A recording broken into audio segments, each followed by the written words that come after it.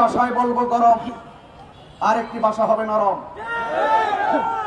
যখন আমার ভাই রইসুদ্দিনকে নির্মমভাবে মিথ্যা অপবাদ দিয়ে মব ভায়োলেন্সের মাধ্যমে হত্যা করা হয়েছিল, তখন ক্ষমতায় কে ছিল? ওই সময় ক্ষমতায় সে ছিল যেই ব্যক্তি হলো মব ভায়োলেন্সের প্রতিষ্ঠাকারী।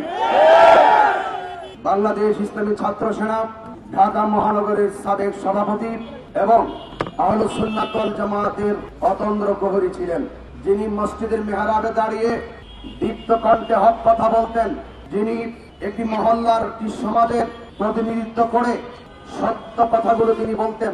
সেই সত্য কথায় ঈর্ষান্বিত হয়ে, হক কথায় ঈর্ষান্বিত হয়ে মিথ্যা অভিযোগ তুলে মব ভায়োলেন্সের মাধ্যমে তাকে নির্মমভাবে হত্যা করা হয়েছে। কিভাবে পাশবিক নির্যাতন চালিয়ে তাকে হত্যা করা হয়েছে, শহীদ করা হয়েছে, তা এখনো পর্যন্ত ফেসবুকের পাতায় যখন দৃষ্টি নিবন্ধ করি, অস্ত্রসিক্ত নয়নে সকল মানুষ নীরবে নিবৃতে কান্না করে। সাধারণ জনতার হৃদয়ে যদি এই অস্ত্র যুগলের পানি দেখে এত বিগলিত হয়, না জানি তার বিধবা স্ত্রী কেমন কান্না বিচলিত কণ্ঠে রাত দিন পার করে, না জানি তার সন্তান কিভাবে দিন রাত পার করে। একজন মা তার সন্তান হারিয়েছে, একজন স্ত্রী তার স্বামীকে হারিয়েছে, সুন্নি জনতা একটি নিবেদিত প্রাণকে হারিয়েছে। আমরা এই চিত্র দেখে আর বরদাস্ত করতে পারি নাই। আমরা বিগত একটি বছর হয়ে গেল প্রশাসনের কাছে আমরা অপরাধীদের শাস্তি দাবি করেছি। প্রশাসন মামলাটা নিতে অনেক দেরি করেছে।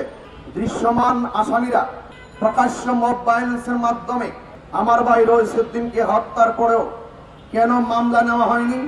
কেন মামলা নিতে দেরি করেছিল? মামলা নেওয়ার পরে দীর্ঘ 1 বছর হয়ে গেল, আমার ভাই কবরে চলে গিয়েছে, কিন্তু আসামিরা দিব্যি ঘুরে বেড়াচ্ছে। এটা আমাদের হৃদয়কে আরো কষ্ট জাগিয়ে তুলেছে। এভাবে তো কোনো দেশ চলতে পারে না। আমি আজকে দুটি ভাষায় কথা বলবো, একটি ভাষায় বলবো গরম, আর একটি ভাষা হবে নরম।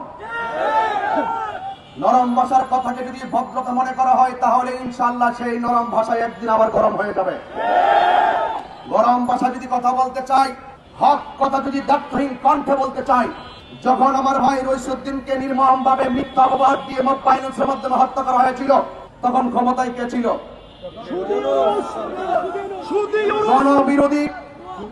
জনবিরোধী চুক্তি করে সাম্রাজ্যবাদীদের কাছ থেকে শুকরের মাংস আমদানিকারী। ওই সময় কে ক্ষমতায় ছিল? ওই সময় ক্ষমতায় সে ছিল যেই ব্যক্তি হলো মব ভায়োলেন্সের প্রতিষ্ঠাকারী।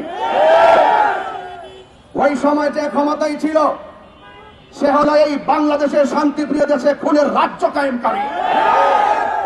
সেই মহাজন এখন এতেকাবে বসছে। এতেকাবে বসে পার পাওয়া যাবে না।